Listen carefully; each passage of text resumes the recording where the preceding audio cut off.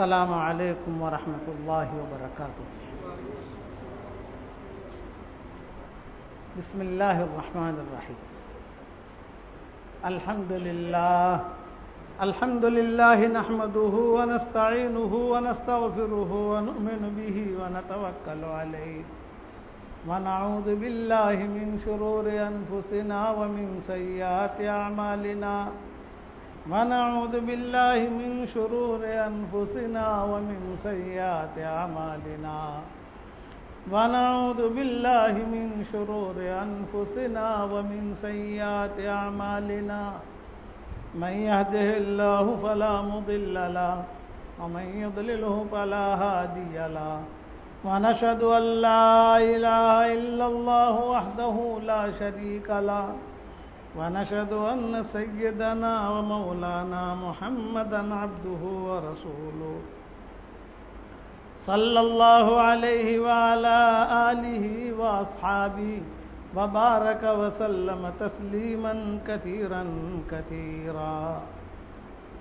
أما بعد سبحان ربك رب العزة عما يصفون وسلام على المرسلين والحمد لله رب العالمين۔ قصة اسلام عكرمة ابن ابي جهل رضي الله عنه امان عكرمة حين استأمنت له زوجته حكيم رضي الله عنها،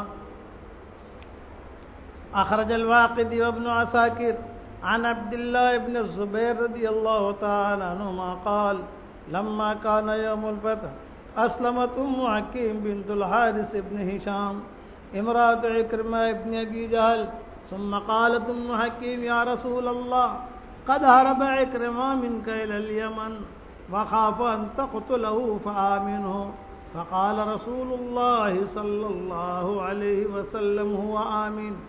فخرجت في طلبه ومعها غلام لها رومي فراودها عن نفسها فجعلت تمنيه حتى قدمت على حي من عكس فاستعانتهم عليه فأوثقوه رباطا، وأدركت عكرمة وقد انتهى إلى ساحل من سواحل تهامة فركب البحر فجعل نوتي السفينة يقول له: أخلص. قال: أي شيء نقول؟ قال: قل لا إله إلا الله. قال عكرمة: ما هربت إلا من هذا. فجاءت حكيم على هذا من الأمر فجعلت تلح إليه وتقول: يا ابن عم، جئتك من عند أوصل الناس وأبر الناس وخير الناس، لا تهلك نفسك، إلى آخر الحديث۔ قابل احترام بھائیوں، دوستوں اور بزرگوں، ہماری اس مسجد میں ایک تو جمعہ کی نماز سے پہلے ہمارا مضمون چل رہا ہے حضور صلی اللہ علیہ وسلم کی وفات کے متعلق۔ تو ہر جمعہ کو جمعہ کی نماز سے پہلے آدھ گھنٹہ ہم بیان کرتے ہیں حضور کے انتقال کے متعلق، کہ آپ کا انتقال کیسے ہوا، پھر آپ کے انتقال کے بعد کیا حالات آئے مدینہ منورہ میں، ان حالات میں جو ہے امت کو کس طریقے سے صدیق اکبر نے سنبھالا، ایک مستقل مضمون ہے۔ اور یہاں عشاء کی نماز کے بعد تراویح کے بعد ہم جو مضمون شروع کر رہے ہیں وہ شروع کر رہے ہیں حضور صلی اللہ علیہ وسلم کے اخلاق کا، کہ اس وقت میں دنیا میں بد اخلاقی بہت پھیلی ہوئی ہے۔ اسی بد اخلاقی کی وجہ سے دین میں، ایمان میں، نماز میں کمزوری آتی ہے۔ علماء نے لکھا ہے کہ آپ کے پاس 100 من دودھ ہے، 100 من دودھ، 2 قطرے آپ سرکے کے ڈال دو اس میں، یہ 100 من دودھ کو خراب کر دے گا۔ حالانکہ وہ تو 2 قطرے اور وہ 100 من ہے، لیکن نہیں کہ وہ 100 من دودھ جو خراب ہو جائے گا، وہ پھٹ جائے گا۔ اسی لیے روایتوں میں آتا ہے کہ بد اخلاقی جو ہے یہ پورے دین کو موڑ دیتی ہے، زبان کا بول، اور اخلاق کا تعلق 90% زبان سے ہے، 10% ہاتھ سے ہے، پاؤں سے ہے، آنکھ سے ہے، 10%، 90% زبان۔ تو حضور صلی اللہ علیہ وسلم دیکھو بہت گہری بات ہے مختصر لیکن بہت گہری بات. ہماری مسجد میں تقریباً سمجھ لیجئے 35 منٹ 40 منٹ جو ہے اس طرح سے ہم بیان کریں گے انشاءاللہ, باقی دعا کریں گے انشاءاللہ. اس لیے کہ راتیں جو ہیں وہ چھوٹی ہیں, پھر آدمی کو تہجد میں بھی اٹھنا ہوتا ہے. لمبا کریں گے نہیں, لیکن جو بات کہیں بہت دھیان سے سنو. یہ اتفاق ہے کہ ہمارا پورا رمضان یہاں مل گیا, یہ اتفاق ہے. من عام طور سے ہوتا نہیں ہے ایسا, سفروں میں ہوتے ہیں ہم. سفر ہمارے تھے لیکن کچھ وجوہات کی وجہ سے سفر ہو نہیں سکے, ویزے نہیں ملے, یہ نہیں ہوا, جو وجوہات ہوں. تو اب اس مضمون کو میں شروع کروں گا کہ چونکہ جو معاشرے میں خرابیاں ہے ان خرابیوں کو دور کرنا ضروری ہے, اور عقل مند کے لیے اشارہ کافی ہے. عقل مند آدمی جو ہوتا ہے اس کے لیے اشارہ کافی ہوتا ہے, اسے زیادہ سمجھایا نہیں جاتا, اسے ہجے کر کے سمجھایا نہیں جاتا. ہجے کر کے کسے سمجھایا جاتا ہے؟ جو نادان ہو. آپ تو عقل مند ہیں, اس کے لیے اشارہ کافی ہے کہ بد اخلاقی یہ آدمی کے دن کو خراب ختم کر دی. حضور صلی اللہ علیہ وسلم نے نماز پڑھی ہے, لیکن قرآن میں حضور صلی اللہ علیہ وسلم کی نماز کی کوئی تعریف نہیں ملے گی آپ کو. نماز پڑھتے تھے, آپ صلی اللہ علیہ وسلم نے حج بھی کیا ہے, لیکن قرآن میں واضح طریقے میں حضور کے حج کا کوئی تذکرہ نہیں ملے گا. بھائی حج کیا ہے آپ نے سب جانتے ہیں, حضور صلی اللہ علیہ وسلم نے عمرہ بھی کیا, لیکن اس کی کوئی وضاحت یا کوئی تعریف یا کوئی خاص جملے یا نمایاں کوئی بات وہ نہیں ملی. لیکن حضور صلی اللہ علیہ وسلم کے اخلاق کے بارے میں نمایاں طریقے پر اللہ کہتے ہیں وَإِنَّكَ لَعَلَىٰ خُلُقٍ عَظِيمٍ. پیارے نبی آپ بہت اونچے اخلاق پر ہیں. اعلیٰ, ایک تو انکا, یہ آدمی جاننے والا سمجھے گا, تاکید وَإِنَّكَ واو بھی لائے آگے, وَإِنَّكَ لَعَلَىٰ خُلُقٍ عَظِيمٍ. اوپر اوپر اوپر اوپر یوں لے جاتے ہیں, آپ تو بہت بہت بہت اونچے اخلاق پر ہیں. تو وہی اخلاق اس امت کو بھی سیکھنے ہوں گے کہ حضور صلی اللہ علیہ وسلم نے سب کے ساتھ اخلاق برتے, بیویوں کے ساتھ بھی, بچوں کے ساتھ بھی, پڑوسیوں کے ساتھ بھی, چھوٹوں کے ساتھ بھی, بڑوں کے ساتھ بھی. زبان سے کوئی جملہ ایسا نہیں نکالتے تھے کہ جس کی وجہ سے سامنے کو تکلیف پہنچے. کس کے ساتھ اخلاق برتے؟ حضرت انس رضی اللہ تعالیٰ عنہ فرماتے ہیں کہ میں حضور صلی اللہ علیہ وسلم کی خدمت میں رہا, سالوں تک میں نے حضور صلی اللہ علیہ وسلم کی خدمت کی, کئی سال, لیکن کبھی بھی حضور نے مجھے ڈانٹا نہیں. خادم سے تو کچھ نہ کچھ گڑبڑ ہو جاتی ہے نا, کبھی بھی حضور نے مجھے ڈانٹا نہیں. ایک مرتبہ مجھے حضور صلی اللہ علیہ وسلم نے بہت اہم کام کے لیے بھیجا, یہ حضرت انس فرماتے ہیں, اور ایک جملہ کہا, دیکھ انس یہ بہت اہم کام ہے, تم کہیں ٹھہرنا مت, جلدی سے یہ کام کر کے فوراً واپس آ جانا, مجھے اس کا بہت فکر سوار ہے. یعنی تاکید کی. تو حضرت انس فرماتے تھے کہ میرا بچپنا, میں نکلا, راستے میں بچے کھیل رہے تھے, میں بھی کھیلنے لگ گیا,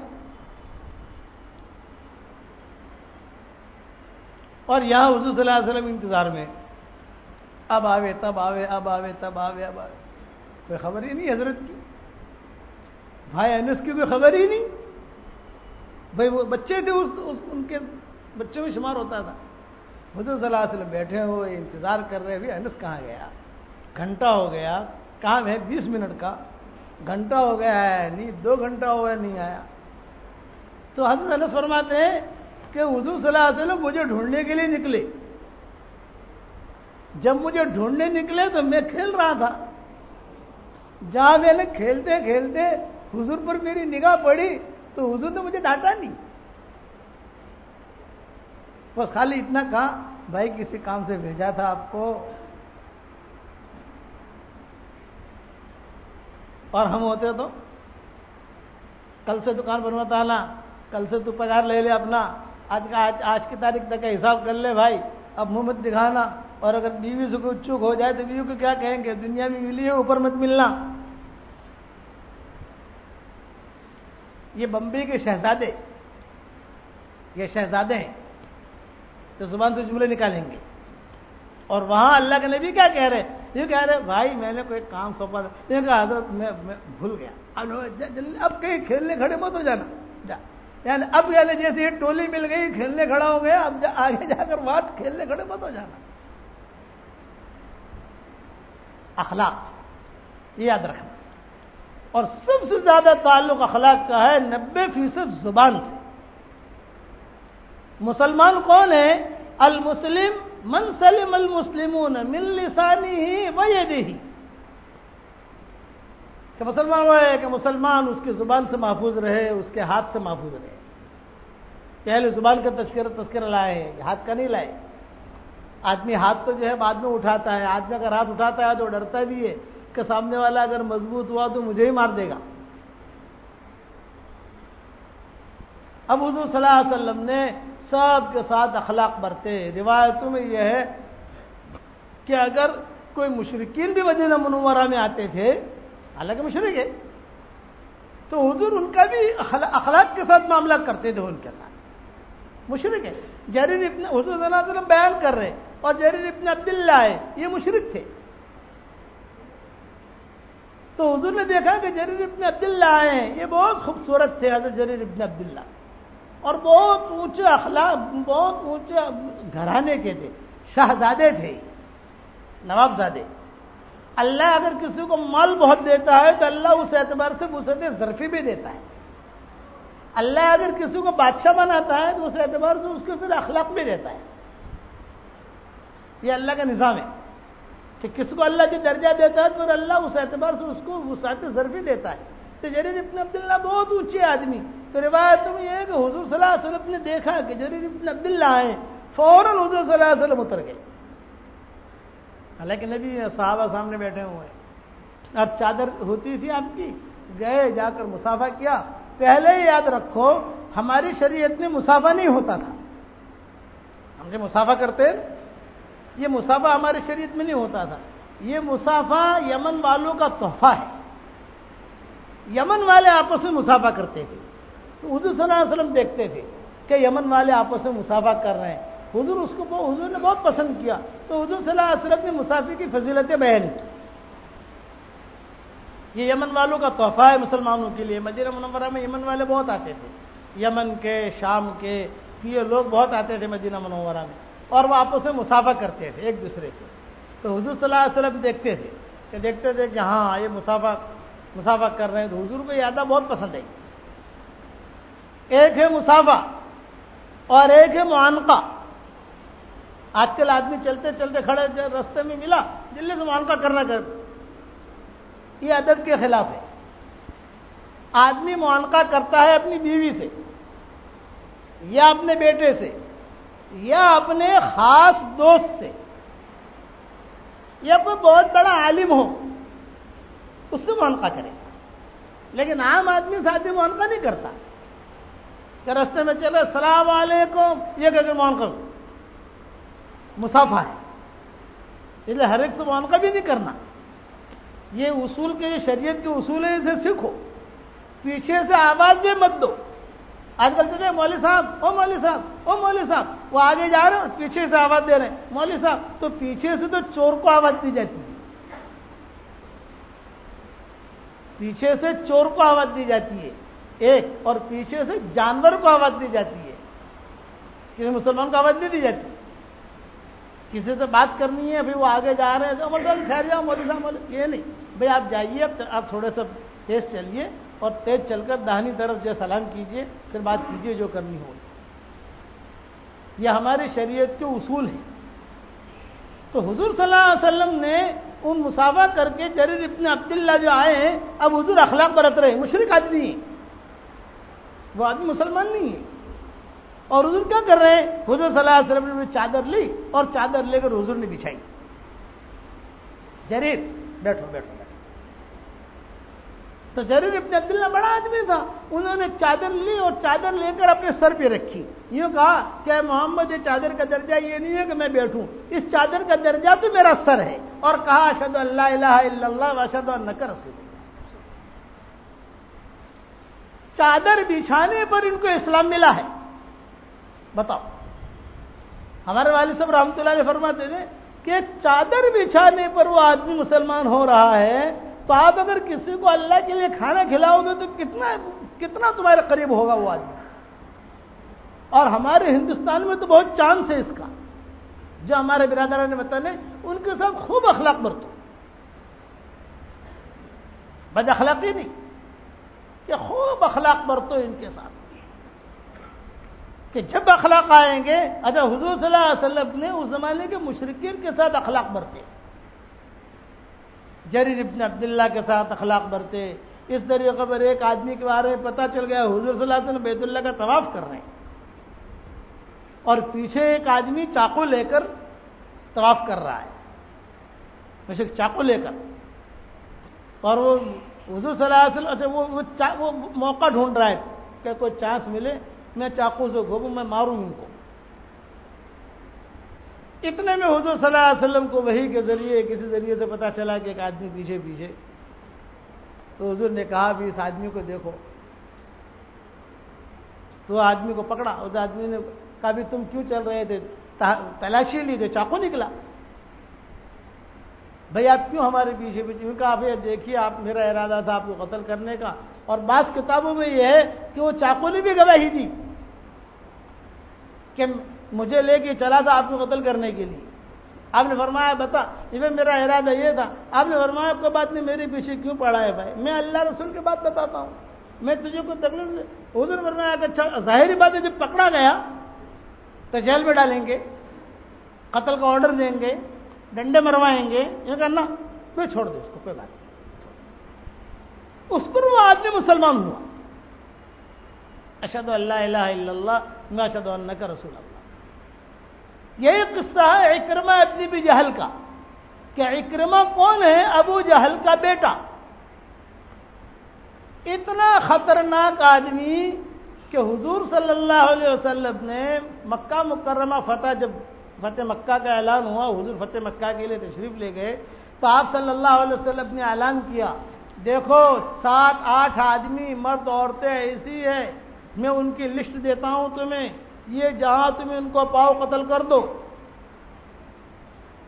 کعبے میں بھی پاؤ نا، کعبے کے اندر قتل کر دو، چھوڑو مت ان کو. ان میں عکرمہ تھے. عکرمہ کا نام وہ لسٹ میں تھا. کتنا خطرناک آدمی ہو گئے. ان کا نام تھا عکرمہ شیطان من شیاطین قریش، شیطان من شیاطین مکہ.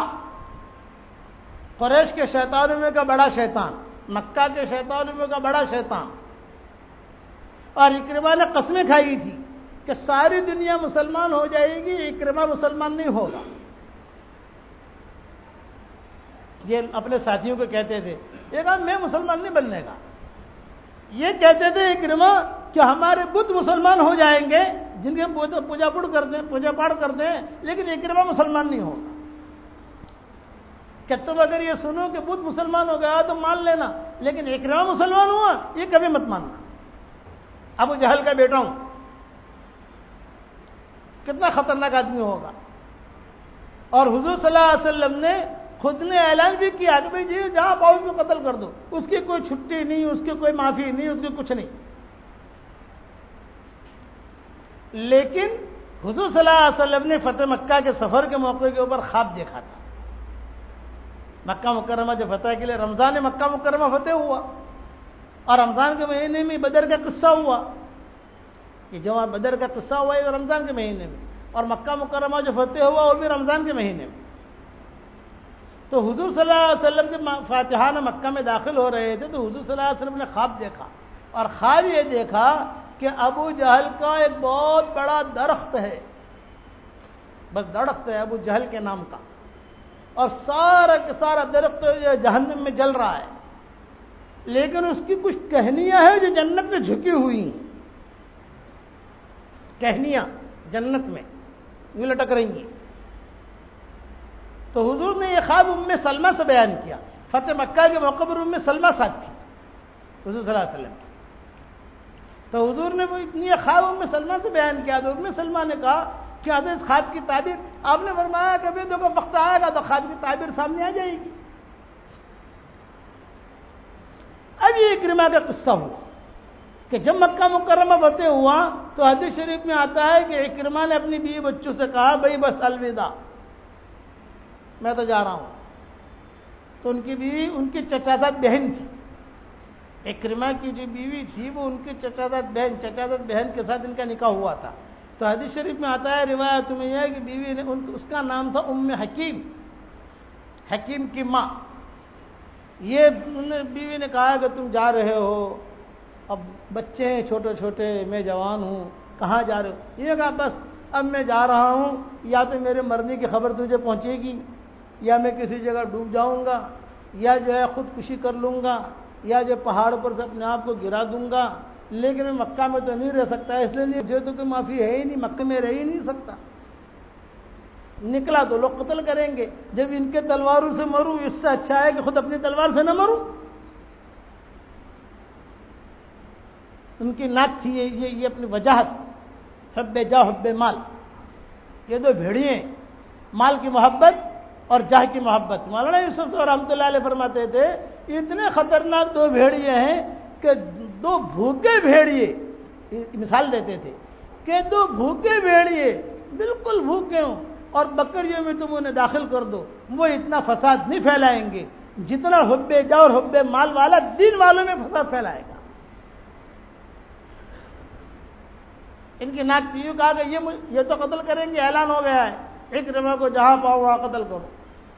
تو مجھے تو مرنا ہی مرنا ہے، تو اچھا ہے کہ ان کی تلوار سے کیوں مروں، اپنی تلوار سے نہ مروں. بیوی بچوں سے رخصت ہوئے روتے ہوئے، بیوی رو رہی تھی اور بچے بھی رو رہے تھے، ابا کہاں جا رہے ہو، ابا کہاں جا رہے ہو؟ کہا بس بیٹا اب میں مکہ میں تو نہیں رہ سکتا، اب تو مکہ مکرمہ میں یہ لوگ آ گئے ہیں، سب حضور صلی اللہ علیہ وسلم فاتحان آ گئے، پیسے ویسے جو ساتھ تھے، سونا چاندی ہیرے جواہرات، آدمی سفر میں کچھ لے لیتا ہے، وہ لے کر اکرمہ جدہ روانہ ہو گئے. یہاں ان کی بیوی ام حکیم یہ ڈرتے ڈرتے حضور صلی اللہ علیہ وسلم کے پاس آئی. دیکھو سوچنے کا معیار ہے کہ یہ ام حکیم آ رہی، بیوی آ رہی ہے اکرمہ کی، یعنی ابو جہل کی بہو، ابو جہل کی بہو ہی ہوئی نا، بہو جو ہی آ رہی ہے. ابو جہل کے بھائی کی بیٹی اور بھائی کی بیٹی بھی ہوئی، بھتیجی بھی ہوئی اور بہو بھی ہوئی بیٹے کے اعتبار سے. یہ آئی حضور صلی اللہ علیہ وسلم کے پاس، تو حضور نے اکرمہ کی بیوی کا بہت اکرام کیا. اہلن سہلن اہلن سہلن، آج اب ام حکیم آئی ہے، اکرمہ کی بیوی آئی ہے. یہ نہیں کہا تیرا شوہر بہت خطرناک ہے، تیرے شوہر کو تو میں نے قتل کرنے کا کہا اور اتنی تکلیف پہنچائی ہے، یہ بھڑاس نہیں نکلی. اہلن سہلن. تو ام حکیم نے کہا کہ حضور نے پوچھا بھی کیوں آئی ہو؟ تو یہ عورت کہہ رہی ہے میں تو مسلمان ہونے آئی ہوں. کہ بہت اچھا، اسلام قبول کر لیا، رضی اللہ تعالیٰ عنہ بن گئی. اب جو ہے وہ جھجک رہی ہے، حضرت صلی اللہ علیہ وسلم تشریف فرمائے، جھجک رہی ہے، کچھ بات کہنی ہے لیکن زبان پہ نہیں آ رہی. تو حضور نے فرمایا کہ کچھ کہو گی؟ یہ کہ حضرت شرم آ رہی. وہ کہہ رہی شرم آ رہی. انہوں نے فرمایا نہیں شرمانے کی کیا بات ہے، بھی کہو، مجمع بیٹھا ہے، اگر کوئی تنہائی کی بات ہے تو تنہائی میں کہو، مجمع کے سامنے کہنی ہو تو مجمع کے سامنے کہو. تو کتابوں میں لکھا ہے کوئی دائیں بائیں ذرا دیکھنے لگی کہ کوئی ایسے لوگ تو نہیں ہے جو بات پھیلاویں. بعض لوگ ہوتے ہیں کوئی ایسے ہمارے گھر کے دشمن تو نہیں ہے. وہ لوگ بیٹھے ہوئے تھے. تو ام حکیم نے کہا کہ حضرت یہ لوگ تو سب جانے پہچانے ہیں، قریش کے لوگ ہیں اور شرم آ رہی ہے، بس اتنا درخواست کرتی ہوں کہ میرا شوہر اکرمہ جو ہے وہ مجھے اس سے بہت محبت ہے اور اس کو بھی مجھ سے محبت ہے، ہمارے بچے ہیں چھوٹے چھوٹے، اور وہ جو ہے آپ کے ڈر کی وجہ سے بھاگ گیا ہے. آپ نے فرمایا میرا ڈر کا ہے کس بات کا بھی؟ یہ کہا حضرت وہ اسے یہ ڈر ہے کہ آپ نے قتل کا اعلان کیا ہے اور آپ نے فرمایا نہیں کوئی بات نہیں، ہم نے قتل کا اعلان کیا تھا، لیکن اگر وہ سلامتی کے ساتھ آوے، یعنی سرنڈر کرے اپنے آپ کو، ہمارا کوئی مقابلہ نہ کرے، ہماری بات مانے اور ہمارے مقابلے پر نہ آوے، ہم جو اخلاق کہہ رہے ہیں وہ اخلاق اگر بڑھتے تو کوئی بات نہیں، ہم اسے امن دے دیں گے. فیصلہ بدل دیا. 2 دن پہلے کیا فیصلہ تھا؟ قتل کا، اور اب بیوی کے کہنے کے اوپر یوں کہا میں نے اس کو امن دیا. وہ مکہ میں رہے بھلے شرک کی حالت میں رہے، یہ ضروری نہیں ہے کہ مسلمان بن کے رہے۔ حضور صلی اللہ علیہ وسلم نے قرآن کے اندر کہا تھا 4 مہینے تک مکہ میں شرک کی حالت میں رہو، فسحوا فی الارض 4 اشہر، یا قرآن میں کہ فی الارض سے مراد یہاں مکہ ہے، کہ یہاں مکہ مکرمہ میں تم 4 مہینے تک پھرو، گھومو، دیکھو، اخلاق دیکھو، اب کیا کر رہے ہیں دیکھو، تو آدمی کو پتا چلے نا کہ اسلام ہے کیا۔ آپ نے امن دے دیا، جہاں امن دیا تو بہت بڑی چیز ہے کہ اکرمہ کو کون امن دے گا۔ اور آج تو خدا نہ خواستہ اگر کوئی دشمن ہاتھ لگ جائے نا تو آدمی جو ہے مٹھائیاں تقسیم کرتا ہے، یہ کہا کاری مٹھائیاں، یہ کہا وہ پکڑا گیا، یہ کہا تیری بوٹی بوٹی الگ کروں گا، تیرا قیمہ قیمہ الگ کروں گا، تیرے بال بال کو قتل کروں گا، تیرے ایک ایک بال کو قتل کروں گا، تیرے ایک ایک بال کو ذبح کروں گا۔ آدمی کے خیالات یہ ہوتے ہیں، اور وہاں نبی کوئی بات نہیں، امن ہے، ام حکیم تو بے فکر رہو اور سب کے سامنے امن دے رہا ہو، بھائی دیکھو میں نے اکرمہ کو امن دیا ہے، کہیں اکرمہ کو تو مکہ میں دیکھو گھومتے پھرتے تو قتل مت کرنا، لیکن پہلا اعلان سب کو معلوم ہے، دوسرا اعلان معلوم نہیں ہے، آدمی قتل کر دے گا۔ آپ نے سب جگہ اعلان کروا دیا بھائی اکرمہ کو میں نے امن دیا ہے، کوئی بھی آدمی اسے قتل نہ کرے، دیکھو میں نے امن دیا، اعلان کروا دیا گلیوں گلیوں میں۔ یہ ام حکیم خوشی خوشی اپنے گھر پر آئی اور بچوں کو لے کر چمٹ کر رونے لگی، تمہارا باپ پھر زندہ ہو گیا۔ وہ کیا کہہ رہی؟ تمہارا باپ زندہ ہو گیا، مر گیا تھا اب زندہ ہو گیا۔ ارے امی کیا ہوا؟ یہ کہا کہ نبی نے امن دے دیا ہے اس کو۔ بچے بھی خوش ہو گئے، بچیاں بھی خوش ہو گئی، باپ کو امن مل گیا۔ باپ اچھا ابا کب آئیں گے؟ یہ کہ میں لینے جا رہی ہوں، میں ڈھونڈنے جا رہی ہوں۔ اب بچوں کو کہاں رکھیں؟ تو کتابوں میں لکھا ہے کہ جو چھوٹے چھوٹے بچے تھے ان کے گھر میں کسی رشتہ دار کے کہا کہ میں میرے شوہر کو ڈھونڈنے جا رہی ہوں، یہاں اسے امن مل گیا ہے اور میں جا رہی ہوں اس کو ڈھونڈنے کے لیے، جب تک میں واپس نہ آؤں تب تک ذرا ان بچوں کا خیال رکھنا۔ رشتہ داری میں کچھ لوگ ہوتے ہیں اچھے خیال کے، کوئی بات نہیں ہم رکھیں گے، بچوں کا خیال رکھیں گے۔ اب ام حکیم نکلی مکہ مکرمہ سے جدہ کے لیے، لیکن سوچتی رہی لمبا سفر ہے، اکیلی عورت ہوں، جدہ جانا ہے، اب جدہ تو دور ہے، کوئی ایک دن میں تو پہنچوں گی نہیں، 2-3 دن لگیں گے مجھے پہنچتے پہنچتے، تو کسی مرد کو ساتھ لے لوں۔ اب مرد کس کو لوں؟ تو ان کے پاس ایک غلام تھا رومی کا مطلب یہ گورے جو ہوتے ہیں نا، گوری نسل کے آپ نے دیکھا ہوں گے، امریکہ برٹش کہ یہ روم کے گورا ایک غلام تھا جو ان کا مکہ مکرمہ میں ان کے ساتھ رہتا تھا اور ان کی غلامی میں تھا وہ آدمی، ان کا نوکر چاکر، گھر کا کام کرنا، کھیت کا کام کرنا، یہ کرنا۔ تو ام حکیم نے اس رومی غلام سے کہا بھی میں اب شوہر کو ڈھونڈنے جا رہی ہوں۔ اچھا یہ رومی غلام کو سب معلوم کہ اس کا شوہر بھاگ گیا ہے، اسی لیے میں نے میری کتاب بکھری موتی میں ایک مضمون لکھا ہے کہ اپنے گھر کے کوئی معاملات ہوں تو کبھی بھی نوکروں کے سامنے، نوکرانیوں کے سامنے اس کا تذکرہ نہ آئے، ورنہ تمہارے خلاف وہی پلان کریں گے کہ سب سے بڑے جاسوس وہی ہوتے ہیں کہ گھر کی کوئی میٹر ہے، گھر کی کوئی بات ہے، گھر کا کوئی مسئلہ ہے، آپ کو کوئی اہم کام کرنا ہے، کوئی فلیٹ خریدنا ہے، آپ کو کوئی زمین خریدنی ہے، تو یہ نہیں کہ صاحب وہ نوکرانی بھی آ رہی ہے اور نوکر بھی آ رہا ہے، سب کے سامنے فون کر رہے ہو، سب کے سامنے پیمنٹ آ رہا ہے، سب کے سامنے پیمنٹ جا رہا ہے، وہ لوگ بھی دیکھ رہے ہیں، یہ کرنا۔ آنکھیں، نظر یہ بڑی خطرناک ہوتی ہے، یاد رکھنا۔ العین حق، یہ بخاری شریف کی حدیث ہے، نظر حق ہے، اچھی نظر بھی حق ہے، بری نظر بھی حق ہے۔ یوں کہا کسی کی اچھی نظر لگ جائے تو آدمی کے وارے کے نیارے ہو جاتے ہیں، کسی کی بری نظر لگ جائے تو وہ آدمی وہیں مر بھی جاتا ہے۔ تو یہ غلام تھا رومی، سارا سن رہا تھا کہ اکرمہ بھاگ گیا ہے، یہ روتی تھی یہ، تو غلام کو اس نے کہا کہ میں جدہ جانا چاہتی ہوں، تم میرے ساتھ چلو۔ غلام نے کہا بہت اچھا۔ اب یہ عورت ذات، وہ یہ مرد، یہ غلام لیکن ہے مرد ہے، طاقت والا ہے، لے کے چلی۔ اب جنگل بیابان، جہاں جنگل بیابان تو روایت حدیث شریف میں آتا ہے کہ اس کی نیت بگڑی غلام کی، اور اس کی آنکھوں میں میل آیا، اس کے بول میں میل آیا، اس کے چال میں میل آیا۔ آدمی کے چال میں بھی میل آتا ہے، آدمی کی آنکھوں میں میل آتا ہے، آدمی کے دل میں میل آتا ہے۔ میں میرے بعض ساتھیوں سے کہتا ہوں کہ اللہ کا شکر ہے تم چلتے ہو نا تو تمہاری چال کو سمجھ جاتا ہوں کہ تم اللہ کے قریب ہو کہ اللہ کے دور ہو، اللہ سے دور ہو۔ خالی تمہاری چال سے مجھے سمجھ میں آ جاتا ہے کہ آپ کہاں چل رہے ہو، صرف چال سے۔ کہ آدمی کے چال سے وہ میل آیا تو اس کی چال بتا دیتی ہے کہ یہ آدمی میلی چال والا ہے۔ کہ مخلص کی چال ہی الگ ہوتی ہے، مخلص کا بول ہی الگ ہوتا ہے۔ تو اس کی آنکھوں میں میل آیا، اس کے ہاتھ میں میل آیا، اور اس نے کچھ ادھر ادھر کی حرکتیں کرنی شروع کی تو یہ عورت ذات یہ سمجھ گئی، اور اس نے یہ کہا کہ او ہو میں تو جنگل بیابان میں ہوں، اور اگرچہ میں سیٹھانی ہوں لیکن یہاں سیٹھانی کو کون دیکھتا ہے؟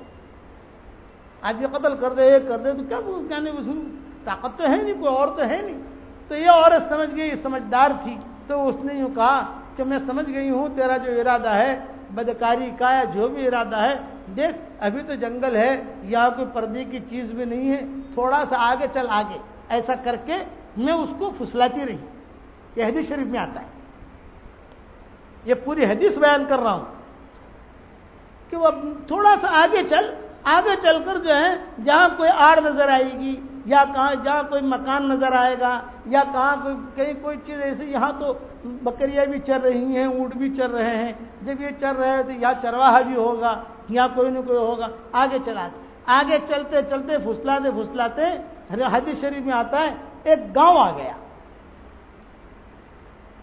تو جب گاؤں آیا تو اس عورت نے کہا کہ دیکھ اب سے ایک گاؤں آ گیا، گاؤں میں تو جو ہے کوئی نہ کوئی جگہ ہمیں مل جائے گی، کنیسا ملے گا، کوئی ایسی جگہ ملے گی، کوئی بھی ایسی جگہ، وہاں پر تو اپنی خواہش پوری کر لینا، چل۔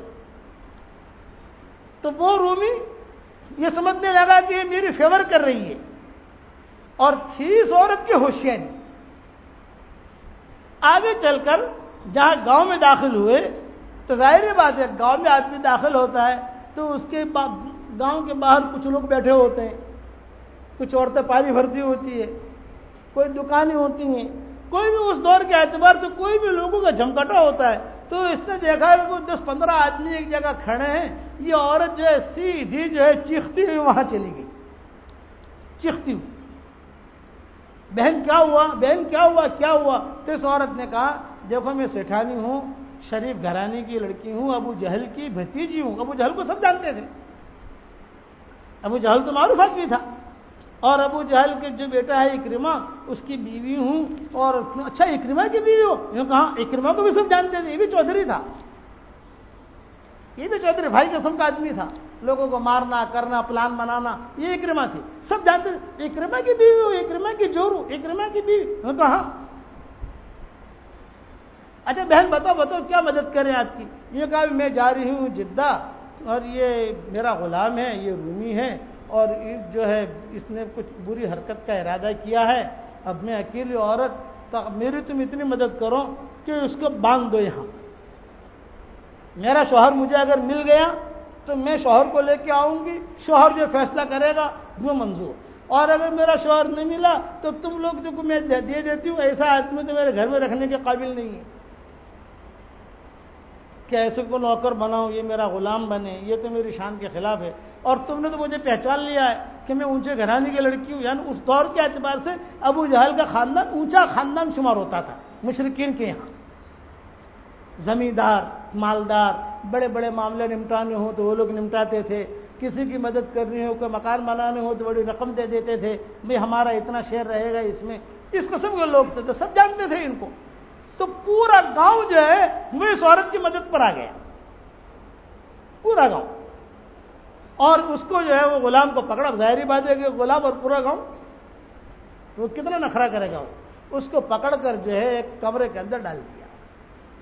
لیکن چونکہ شریف خاندان کی لڑکی تھی تو اس نے کہا بھئی اس نے میرے ساتھ یہ کیا ہے، اس کا بدلہ تم لوگ مت لینا، اس کو کھانا کھلانا، اس کو مارنا مت، اس کو قتل مت کرنا، اس کو اپنی یعنی انسان کے ساتھ جو اخلاق برتے جاتے ہیں وہ اخلاق کے ساتھ رکھنا، یعنی اس پر کسی قسم کی تنگیاں مت کرنا۔ یہ کہہ کر ام حکیم اکیلی روانہ ہو۔ گاؤں والوں نے کہا کہ بیٹی اگر تم کہو تو 10-15 آدمی تمہارے ساتھ کرنے ہوں۔ ام حکیم نے کہا کہ نہیں، میں جو ہے اکیلی جاؤں گی، اب تو جدہ قریب ہے، ہو سکتا ہے میرا شوہر مجھے یہاں مل جائے، اس لیے وہ جدہ کر رہا تھا۔ ساحل من سواحل تہامہ، تہامہ کے کناروں سے کناروں پر جدہ کا نام تو بعد میں پڑا، لیکن یہ کہ وہ تہامہ کا جو ساحل جو شمار ہوتا تھا وہی شمار ہوتا تھا کہ وہیں سے جو ہے وہ سمندری کنارہ تھا، وہیں سے لوگ جو ہے کشتی میں جاتے تھے۔ میں ڈھونڈ رہی ہوں، مجھے اگر میرا شوہر نہ ملا میں واپس آؤں گی، پھر میں تم سے جو مدد چاہوں گی میری مدد کرنا تم۔ یہ کہہ کر وہ عورت جدہ کی طرف روانہ ہوئی اور غلام کو باندھ دیا۔ یہاں میں حضور کے اخلاق بتا رہا ہوں کہ پورا قصہ حضور کے اخلاق کے اوپر ہے، حضور صلی اللہ علیہ وسلم کے اخلاق پر۔ وہاں اکرمہ جو تھے وہ پہلے پہنچے ہوئے تھے، انہیں کشتی مل گئی، اس میں سوار ہو گئے، اور کشتی میں اس اعتبار سے سوار ہوئے کہ بھائی یہ کشتی جہاں جائے گی، اگر کشتی ڈوب گئی تو میں بھی ڈوب کے مر جاؤں گا، اور اگر کشتی کسی جگہ کنارے لگ گئی تو وہی زندگی گزار لوں گا، وہیں شادی کر لوں گا، وہی اپنا گھر آباد کر لوں گا، اور اگر کسی ٹاپو میں چلا گیا تو وہاں رہوں گا، لیکن محمد کے ہاتھ میں ہاتھ نہیں دے سکتا۔ وہ سوار ہو گئے۔ اچھا، ملاح جو تھا وہ مسلمان تھا، حبشی مسلمان، وہ ملاح مسلمان تھا، کشتی چلانے والا ناخدا جو ہوتا ہے، کیپٹن جو ہوتا ہے، وہ مسلمان تھا، اور اس میں کئی مشرکین بھی تھے اور یہ بھی تھے اکرمہ۔ آگے کشتی جو روانہ ہوئی تو حدیث میں یہ آتا ہے کہ زبردست سمندری لہریں، زبردست موجیں، ہوا کا رخ بالکل پوری کشتی کو یہاں سے اڑا کر وہاں پھینکے، وہاں سے لے کر یہاں پھینکے، یہاں جھولے۔ چھوٹی کشتی کوئی بڑی کشتی نہیں، لیکن پانی کا ہمارا ایک سفر ہوا تھا یورپ میں سمندر کا، یعنی ہم جو آ رہے تھے اسپین سے لندن، تو سمندر کا ہمارا سفر تھا، تو بہت بڑا جہاز تھا ماشاءاللہ۔ تو وہ طوفان ہم نے دیکھا ہے کہ وہ اتنا بڑا جہاز، وہ موجیں آویں تو وہ موج پورے جہاز کو جو 2 کلومیٹر یوں پھینکے،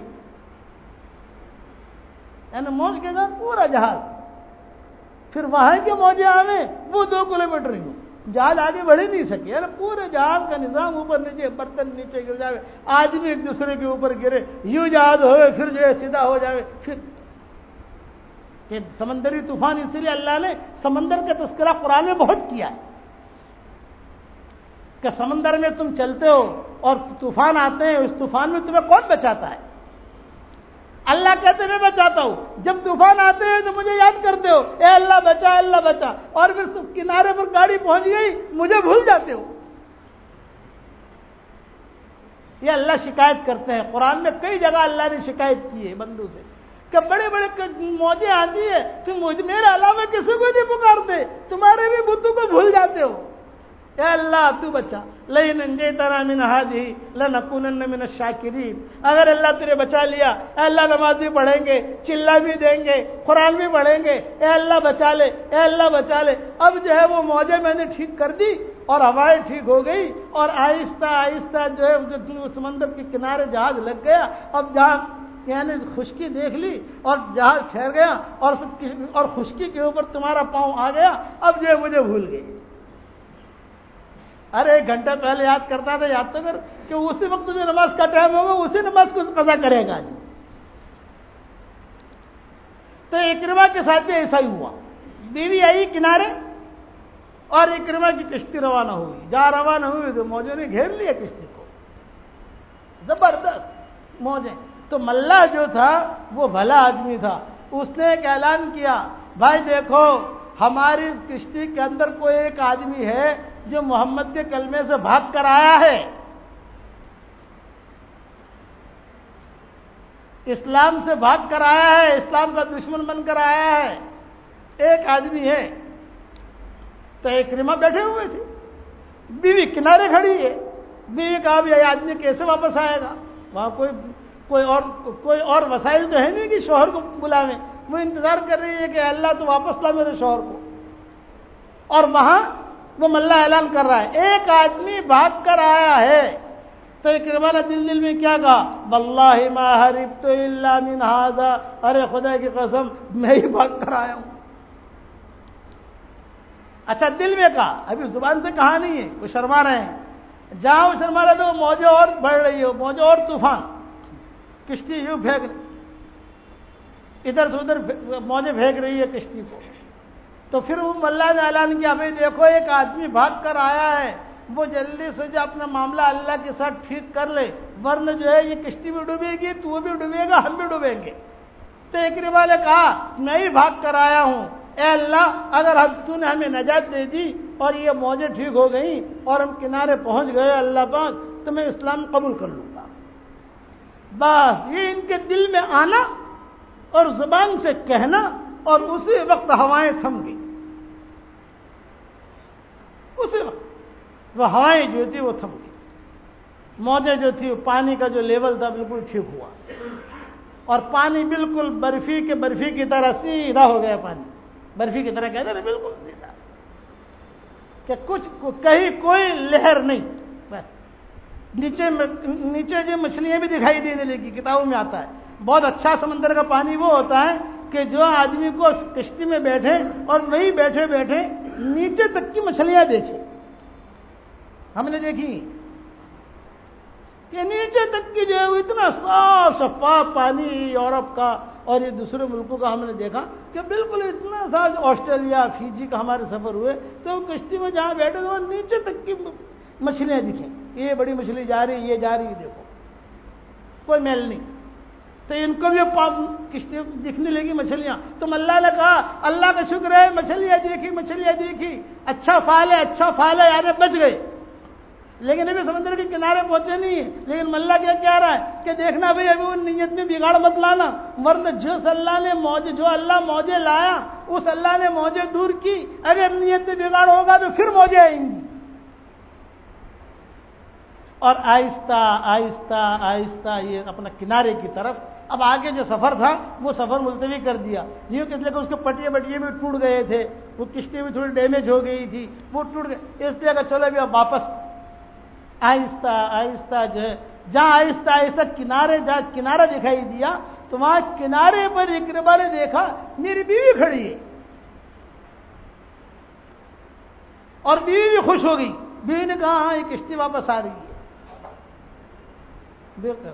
کشتی واپس آ رہی ہے۔ اب جب قریب آیا تو پہلے شک ہوا ام حکیم ہے کوئی اور عورت ہے، پھر قریب آیا تو نہیں ام حکیم ہی ہے، پھر اس کا دوپٹہ تھا، یہ اشارہ کیا، روایت میں یہ بھی ہے کہ ایک اوڑھنی ہوتی ہے یا کوئی کپڑا ہوتا ہے، آدمی پہچان جاتا ہے کہ ہاں یہ میری بیوی، یہاں تک کہ وہ کنارے لگی کشتی، اور کشتی لگی، ساروں کے سب کی جان بچی، اکرمہ بھی اترے، میاں بیوی دونوں ملے اور دونوں گلے مل کر روئے، تو بیوی سے کہا کہ ارے تو یہاں کیسے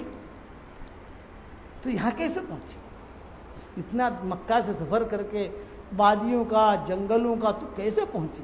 تو بیوی نے کہا دیکھو میں حضور صلی اللہ علیہ وسلم کے پاس گئی تھی اور شرم کے مارے میں نے تمہارے امن مانگی تو اللہ کے نبی نے تمہیں امن دے دیا۔ اکرمہ نے کہا لانا جھوٹ بول رہی ہے،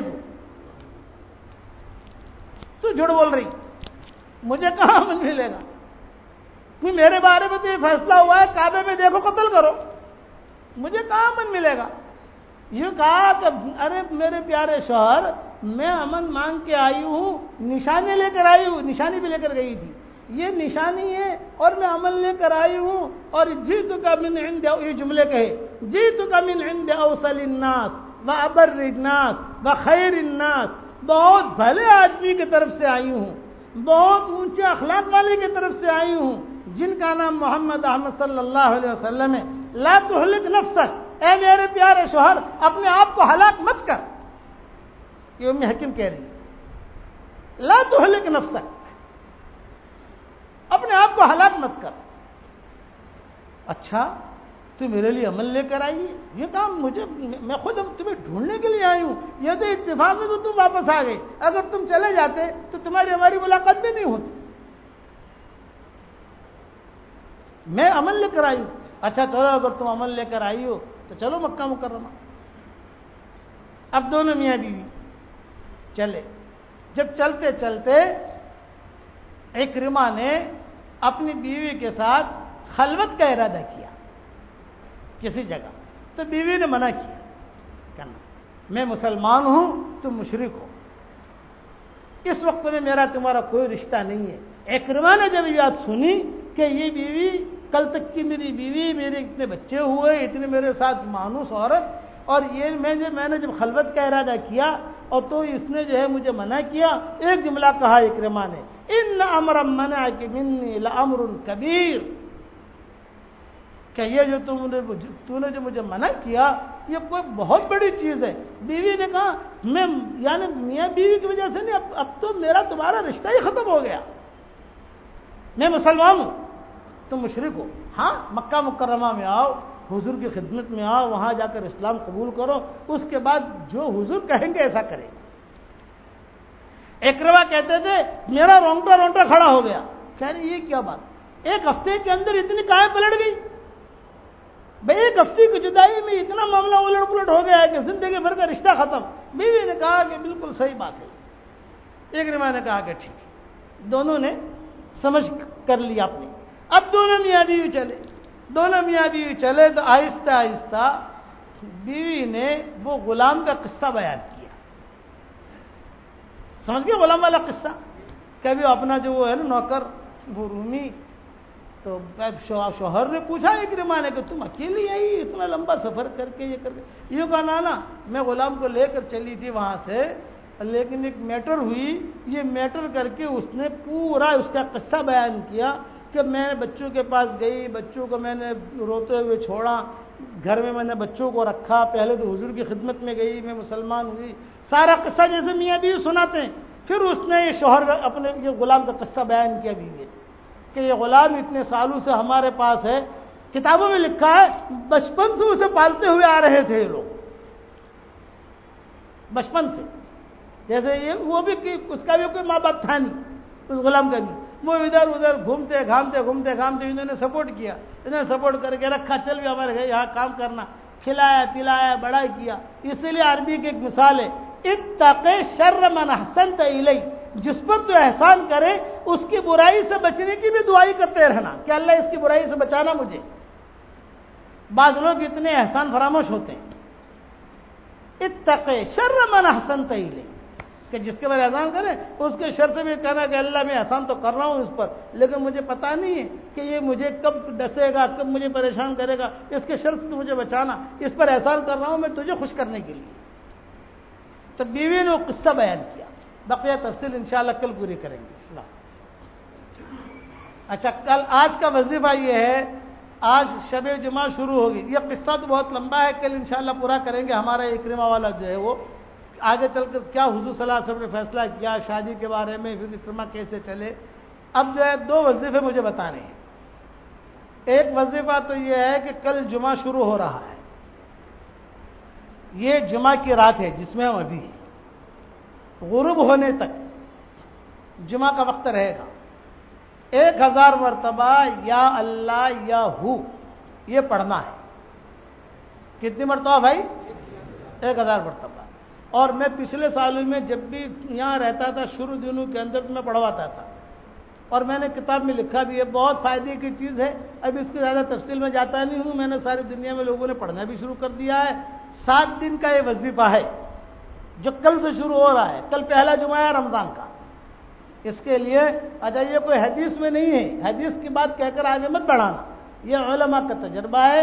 مولانا الیاس صبر رحمۃ اللہ علیہ کا بھی معمول تھا، مولانا رشید احمد گنگوہی کا بھی معمول تھا، بڑے بڑے ہمارے اسلاف کا معمول تھا۔ اس کی ساری تفصیل بکھرے موتی پہلی جلد میں نے لکھ دی، اس میں دیکھ لینا، اس لیے مختصر خالی بتا دیا۔ کل جو سورج غروب ہونے سے پہلے تک کیا پڑھنا ہے بھائی؟ یا اللہ یا ہو 1000 مرتبہ، رات میں پڑھ لو تو بھی جمعہ میں شمار ہو جائے گا، صبح پڑھ لو، میں نے ابھی اس لیے کہہ دیا تاکہ آدمی کو پورا وقت مل جائے تو کبھی بھی آدمی پڑھ سکتا ہے، پڑھ لو گے انشاءاللہ بھائی۔ دوسرا یہ ایک وظیفہ، یہ دوسرا وظیفہ یہ کہ بعض صحابہ حضور صلی اللہ علیہ وسلم، یہ حدیث ہے، یہ جو دوسرا وظیفہ دے رہا ہوں یہ حدیث ہے، حضور صلی اللہ علیہ وسلم نے صحابہ سے کہا ارے میرے صحابہ اگر تم جو ہے نا بخیلی کی وجہ سے مال خرچ نہ کر سکو اور بزدلی کی وجہ سے تہجد نہ پڑھ سکو، سستی کی وجہ سے تہجد نہ پڑھ سکو، تو تم سبحان اللہ و بحمدہ بہت پڑھا کرو، یہ اس کا بدل ہو جائے گا۔ تو آج ماشاءاللہ بخیلی بھی بہت ہے اور سستی بھی بہت ہے کہ جلدی سے مال بھی نہیں نکلتا اور جلدی سے غفلت بھی دور نہیں ہوتی، تو کم سے کم سبحان اللہ و بحمدہ پڑھنے کی عادت ڈالو۔ 100 تسبیح تو پڑھی لو، 100 مرتبہ تو پڑھی لو، سبحان اللہ و بحمدہ، اپنی طرف سے آگے مت بڑھانا۔ سبحان اللہ و بحمدہ سبحان اللہ العظیم، یہ دوسری حدیث ہے، اس کا اس حدیث سے کوئی تعلق نہیں ہے۔ اس حدیث میں تو حضور نے خالی کہا ہے سبحان اللہ و بحمدہ، سمجھ گئے؟ اس لیے آدمی جو آگے بڑھاتا رہتا ہے السلام علیکم ورحمۃ اللہ وبرکاتہ ومغفرتہ ورضوانہ، یہ سب بڑھاتے رہتے ہیں، جیسے عقل آدمی کی ہوتی ہے ویسے بڑھاتا رہتا ہے۔ ایسا نہیں ہے، جتنا نبی نے کہا اتنا کرو بس۔ نبی نے یہاں کہا ہے سبحان اللہ و بحمدہ، تو کتنا پڑھو گے بھائی؟